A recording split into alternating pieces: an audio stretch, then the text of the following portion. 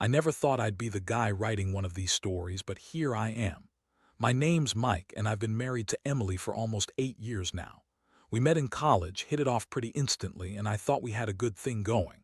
She's a beautiful woman, confident, sharp-tongued, sometimes bitchy, but always charming enough to keep me hooked. We had our issues, sure, but nothing that I thought was insurmountable. Or at least, that's what I told myself. Everything changed about 2 months ago. At first, I noticed small things. Her phone went missing more often, she was more secretive about her texts, and she started coming home a little later than usual. She'd brush it off with the usual "work's just busy" or "I was catching up with some friends," but I knew better. I could tell she was hiding something. I admit, I wasn't the best at snooping, but I wasn't blind either. I just didn't want to believe it. I kept telling myself maybe she was stressed or had some work affair or some stupid excuse.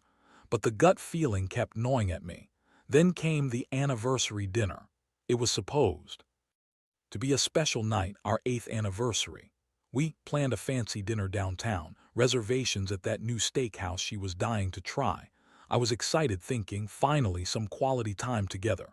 But as I looked at her that night, I saw something different. Her eyes kept darting around like she was nervous or hiding something. She was still beautiful, but there was a coldness there I hadn't seen before.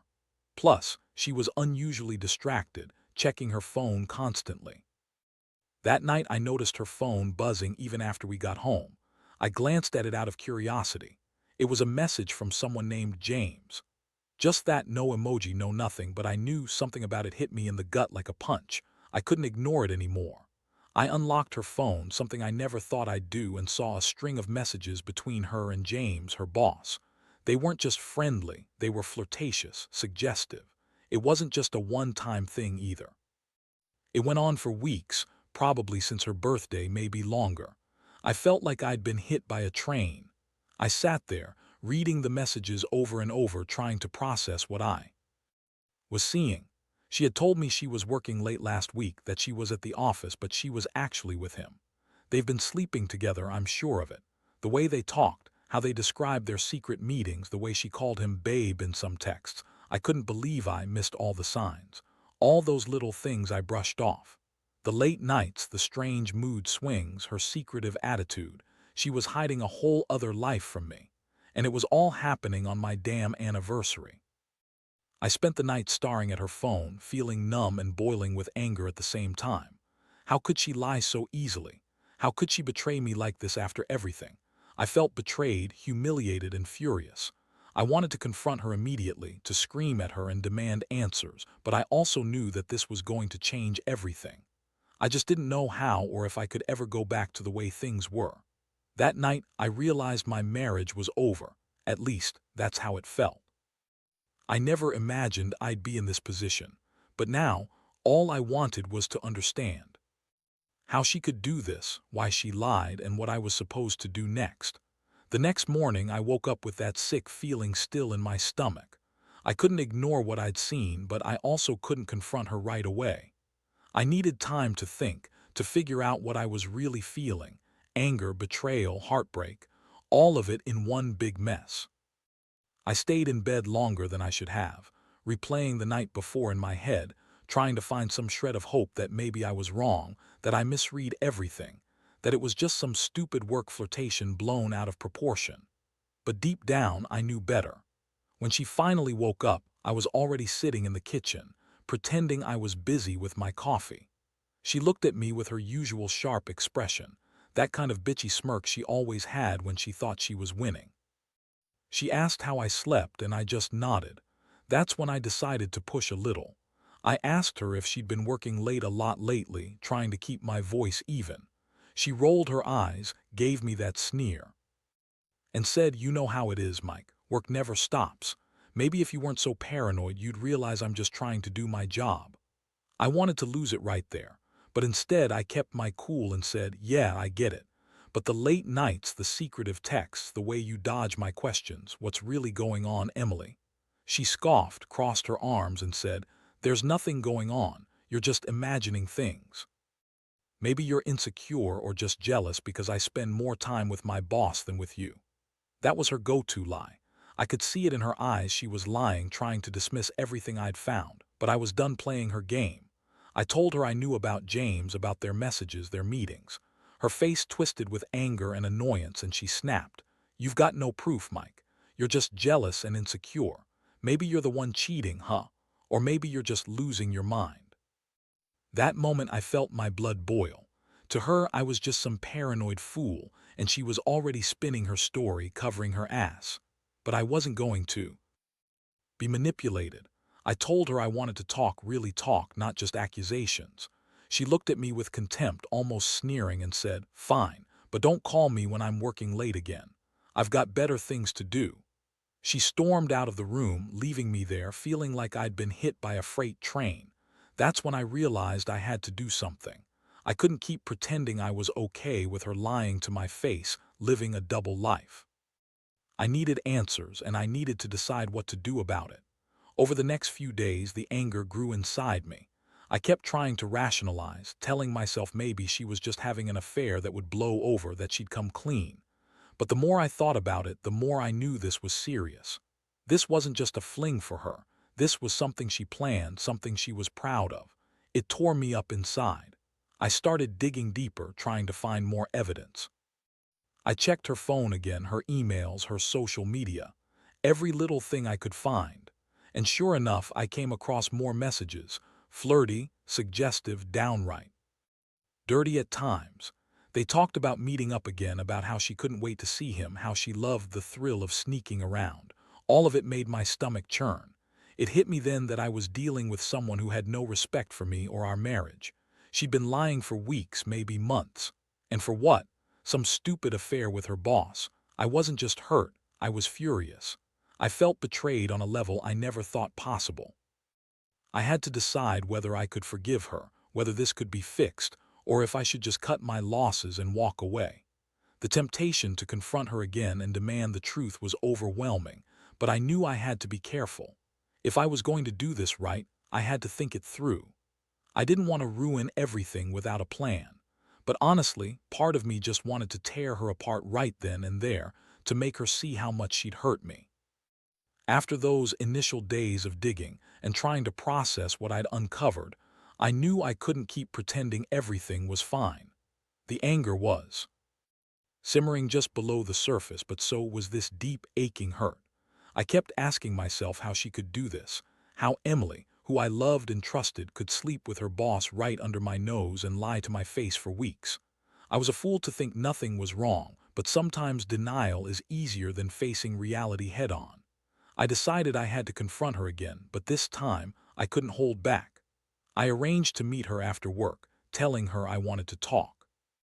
I wanted to see her face when I dropped the bomb, to see if she'd deny it, spin some new lie, or finally admit the truth. I knew it was risky. I didn't want to push her away completely, but I also couldn't keep hiding the pain. When she showed up at our place that evening, I was already tense, ready for whatever she might say. She looked at me with that same bitchy smirk, trying to act dismissive. I didn't waste any time. I threw the phone on the table, showing her the messages, the screenshots, everything I'd found. Her eyes widened for a second, then she quickly composed herself, brushing it off with a laugh. "Oh, that just some stupid banter. You really think I'd be stupid enough to cheat on you? Come on, Mike, you're better than that." I felt my blood boil. "Don't lie to me, Emily. I've seen the messages. I know about James. I know you've been sleeping with him. How long has this been going on? Since our anniversary, since my birthday? Tell me the truth." She scoffed, crossing her arms even tighter. "You don't know what you're talking about. Those messages, those are just jokes. Or maybe you're just jealous because I spend more time with my boss than with you. Maybe you're the one cheating, huh? Why don't you tell me, Mr. Perfect?" That was her typical lie, trying to turn the tables, making me doubt myself, but I wouldn't let her. I looked right into her eyes and said, "No more lies. I want to hear you admit it. Did you sleep with him? Did you have sex with your boss?" She rolled her eyes, sneering. "You're so pathetic. I've told you nothing is going on. You're just paranoid, insecure. You don't have any proof, just your little suspicions. Maybe. I'm the one who needs to find someone who appreciates me. You're boring, Mike. You're not enough anymore." That moment, I knew I was beyond reasoning with her. She was determined to keep her lies intact, even as I saw her face flush with anger and defensiveness. I realized there was no saving this marriage unless she was willing to be honest, and I also knew I couldn't keep living in this lie. I'd seen enough. I told her she needed to leave, that I couldn't be in a marriage where trust was so broken, and that I needed space to think. She snapped at me, yelling, calling me jealous and insecure again, throwing insults and accusations. But I didn't care. I finally felt a sense of clarity. The woman I married was gone, replaced by someone who was capable of betrayal and lies. I watched her pack her bag, her sneer still plastered on her face, as she said she'd be done with this petty drama. And I stood there staring after her, feeling empty and numb. That night I couldn't sleep. The house felt colder, emptier. I kept replaying the confrontation, the betrayal, how I'd trusted her for so many years, only to find out she'd been lying right in front of me. It was like my whole world had shifted overnight. I knew I had some tough decisions to make, but right now, I just felt exhausted, like I'd been kicked in the gut and left there to bleed out. I didn't know whether I should fight for her or just walk away for good. All I knew was that everything I believed in was crumbling, and I was left to pick up the pieces of a marriage I thought was unbreakable. The days that followed were a blur of confusion, anger, and numbness. I stayed in the house, but I felt like I was floating outside of myself. Every corner, every piece of furniture seemed to echo her betrayal. I'd catch myself staring at the door, waiting for her to come back, even though I knew she wouldn't. My mind kept replaying that confrontation, her sneer, her lies, the way she dismissed everything I brought up as if I was just some jealous fool. It was a sick kind of clarity, realizing that the woman I loved, my wife, had been lying so effortlessly, cheating on me. With her boss all behind my back, I tried to keep busy, but honestly nothing helped. I'd go for long walks, drink too much coffee, and stay up late just staring at the ceiling. I knew I needed to make a plan to figure out what I was going to do next, but part of me didn't want to make any move at all. I felt battered, like a prize fighter who had taken a brutal punch and was trying to stay on his feet. The betrayal was one thing, but the hurt, knowing she never truly loved me, was another. One night I found myself digging through her things. Bad idea, I know, but I needed answers. I wanted to see if she'd left anything behind, if she'd slipped up somewhere else. I found her diary tucked away in her drawer, a small leather-bound thing she kept secret. I hesitated before opening it, but then I thought, what's the point of hiding anything now? I flipped through it, and what I saw made my stomach turn. She had written about James, about how much she loved the thrill of sneaking around with him, about how she planned to leave me once she got what she wanted. It was cold, brutal honesty, things I never thought she'd write about me or about us. It hit me then. I was just a placeholder to her. Someone she'd settled for, maybe out of convenience or boredom. She had wanted excitement, and she found it with someone else. I felt a rage I'd never known before, a mixture of heartbreak and fury. But I also knew that I couldn't stay in this limbo forever. I had to decide whether I was going to fight for my marriage or cut my losses and walk away. The truth was, I wasn't sure I could forgive her, not after reading those words. But part of me still loved her, stupidly, desperately. That made everything so much harder. The biggest turning point came unexpectedly. One afternoon, as I was sitting in the living room, I received a call from a number I didn't recognize. I hesitated, then answered. It was a woman's voice, calm but firm, telling me she was James's wife. She'd found out about Emily, and she wanted to warn me. She explained that Emily had been cheating on me with James for months, that she'd even introduced him to her friends, bragging about her secret affair. Hearing that made the betrayal sink even deeper. This wasn't just some fling, this was a full-blown affair with my wife, her boss, and probably more people involved. That call shook me to my core. I'd always thought James was just her boss, someone she talked to at work. But apparently there was much more behind this. The wife told me Emily was manipulative, bitchy, and really good at hiding her true nature.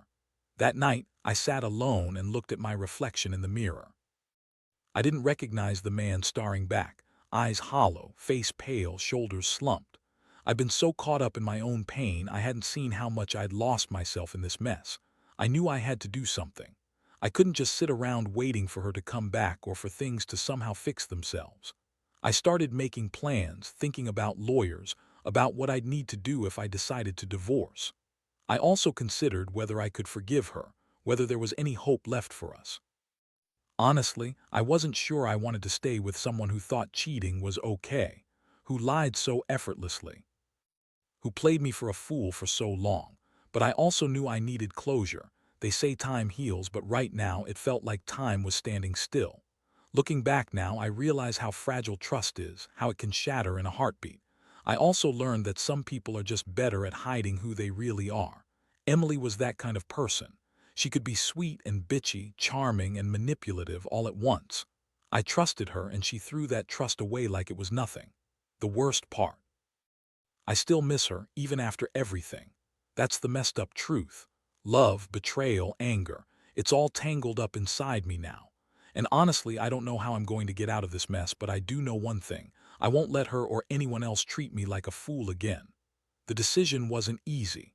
After everything I'd uncovered and experienced, I knew I couldn't go back to pretending that nothing was wrong. But leaving her wasn't just about packing up and walking out the door.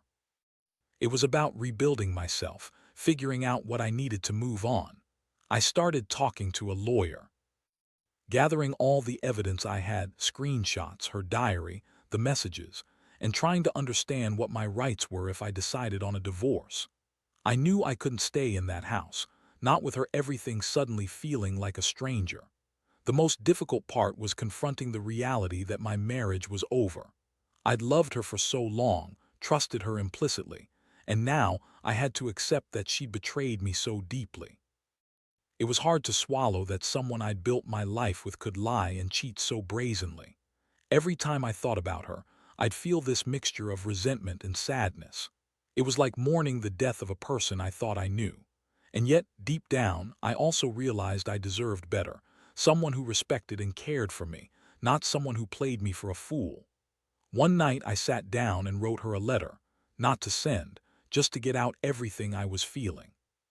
I poured my heart out, how betrayed I felt, how lost, how angry. I told her I knew about her affair with James and that I couldn't keep pretending I was okay with being lied to and betrayed. I told her I was done, that I was going to leave and start over. Writing that letter gave me a sense of closure, even if it was just to myself. It helped me see that I had to take control of my life again, no matter how painful it was. I started making arrangements. I found a small apartment nearby, just to get some space and breathe. I contacted some friends I trusted, people I knew could support me through this. I also started therapy, something I'd avoided for too long, hopping to untangle all these complicated feelings and rebuild my self-esteem. It was a slow process, but every step felt like a small victory. I was finally taking control of my own life. As I prepared to leave, I felt a strange mix of relief and dread. Relief because I finally saw a way out, a chance to heal and move on. Dread because I knew this was the end of a chapter I once thought would last forever. I kept thinking about the same question. How did I let things get so far? How did I miss all the signs? But I also knew dwelling on the past wouldn't help. I had to focus on what was ahead, on rebuilding myself, on finding peace again. The night I moved out was one of the hardest moments of my life. Watching her pack her things, her smirk still lingering even as she tried to look indifferent, I knew I'd never see her the same way again. I felt like I was losing the person I'd loved for so many years. But I also knew that holding on to anger and pain wouldn't do me any favors. I had to let go, even if my heart was heavy with regret. Now I'm living alone. No more lies, no more betrayals. It's been a rough road, but I'm trying to rebuild my sense of self. I've realized that trust is fragile, that people can surprise you in ways you never imagined, both good and bad. I still have moments when I remember her smile, her words, and it hurts. But I also remind myself that I deserve honesty, respect, and loyalty. And I won't settle for less anymore. This whole experience has taught me that sometimes you have to lose everything to find yourself again, and that sometimes the hardest thing is just choosing to walk away. It's been a couple of months since I moved out and started this new chapter of my life. Honestly, I can't say I'm completely healed, but I'm definitely in a better place than I was when I first found out about Emily and her affair. Every day is a little easier, even if I still wake up sometimes feeling that sting of betrayal. I've learned more about myself in this process than I ever thought I would, about my boundaries, my worth, and what I refuse to accept in a relationship. One thing I've realized is that betrayal cuts deeper than I ever expected. It's not just about the affair itself, but about the trust that gets shattered. I used to think love could fix everything, but now I know some wounds run too deep. Still, I refuse to let her define my future. I'm learning to rebuild my confidence, to trust again, not just others, but myself. I guess I've become more cautious, more guarded, but at least I'm more aware. Looking back, I wish I'd trusted my instincts sooner. I should have paid attention to the little signs, the late nights, the secretive texts, the way she looked at her phone like it was her lifeline. But it's easy to dismiss things when you're blinded by love. Now, I understand that sometimes ignoring those signs only prolongs the inevitable. The key is to listen to yourself, even if it means facing uncomfortable truths. I also realize that forgiveness isn't always about reconciling or forgetting. Sometimes, it's about forgiving yourself for trusting too easily and learning to move forward without bitterness. That's what I'm working on now, letting go of the anger, the disappointment, and the heartbreak.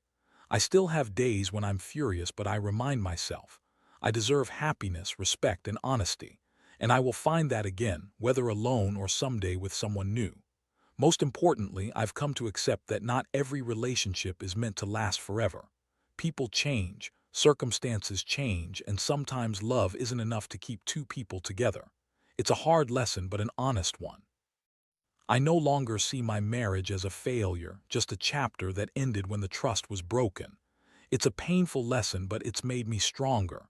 So I guess my biggest takeaway is this: be honest with yourself. Don't ignore the red flags, no matter how much you love someone, and never settle for betrayal or lies. Love is about trust, respect, and loyalty, things that can't be faked or bought. I may have lost the woman I thought I knew, but I gained clarity about what I want and what I won't accept. I can't change what happened, but I can choose how I move forward. And right now, I choose to heal, to rebuild, and to keep going. Alone if I have to, but always with my dignity intact.